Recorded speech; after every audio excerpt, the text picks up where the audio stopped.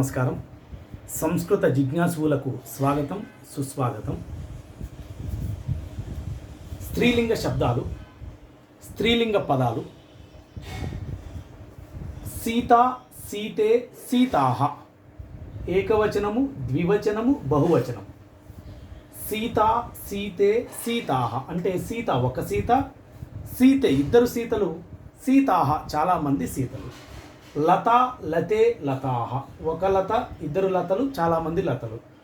మాల, మాలే, మాలాహ ఒక మాల రెండు మాలలు చాలా మాలలు. అజ, అజే, అజాహ ఒక మేక రెండు మేకలు చాలా మేకలు. ఛాత్ర, ఛాత్రే, ఛాత్రాహ ఒక విద్యార్థిని ఇద్దరు విద్యార్థినులు చాలామంది విద్యార్థినులు.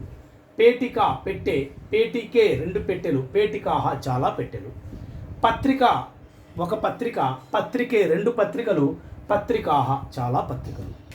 సీత, లత, మాల ఇవన్నీ ఆతో ఎండైనవి కాబట్టి ఆకారాంతాలు.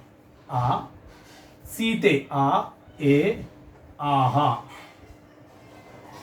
ఇది ఒక సూత్రంలాగా ఫార్ములా లాగా గుర్తుపెట్టుకోవచ్చు.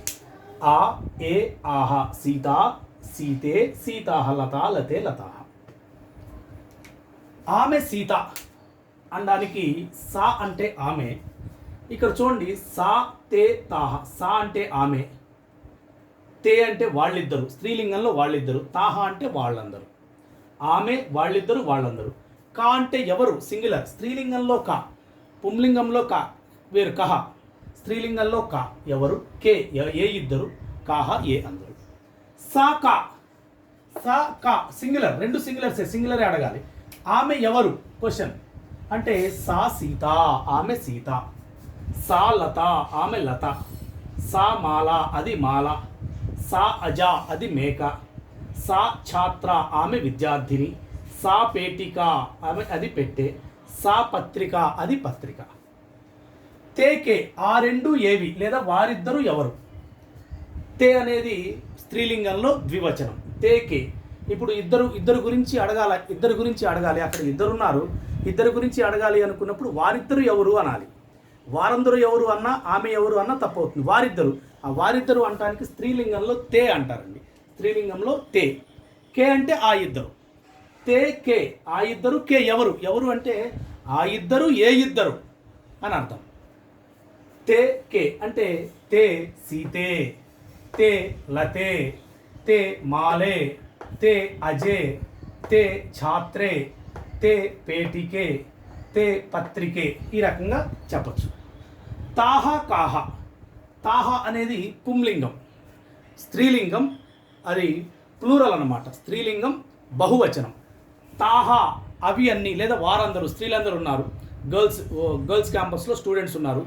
వారు కాహ ఎవరు అంటే వారు ఏ గ్రూప్కి సంబంధించిన వాళ్ళు లేదంటే వారందరూ ఎవరు అని అడగడానికి తాహ కాహ. ఈ రెండు ప్లూరల్. అంతేగాని తాహకే అంటే తప్పు, తాహ కా అంటే తప్పు. తాహ వచ్చినప్పుడు కాహ అనే రావాలి. తాహ కాహ స్త్రీలింగం. వారందరూ ఎవరు అంటే తాహ సీతాహ వాళ్ళందరూ సీతలు. తాహ లతాహ వాళ్ళ అవన్నీ తీగలు లేదా వాళ్ళందరూ లతలు. తాహ మాలాహ అవన్నీ మాలలు. తాహ అజాహ అవన్నీ మేకలు. తాహ ఛాత్రాహ వాళ్ళందరూ విద్యార్థినులు. తాహ పేటికాహ అవన్నీ పెట్టెలు. తాహ పత్రికాహ అవన్నీ పత్రికలు. ఇది ఆకారాంత స్త్రీలింగ శబ్దాలు కాబట్టే ఆ, ఏ, ఆహా అని వచ్చిందండి. మరి ఇకారాంతం అయితే ఇకారాంతం. మతి అనేది తెలివితేటలు లేదా బుద్ధి. మతి అని వచ్చినప్పుడు అప్పుడు ఈ ఫామ్లో మారుతుంది. మతి, మతి, మతయ. ఫర్ ఎగ్జాంపుల్ మతి, మతి, మతయ.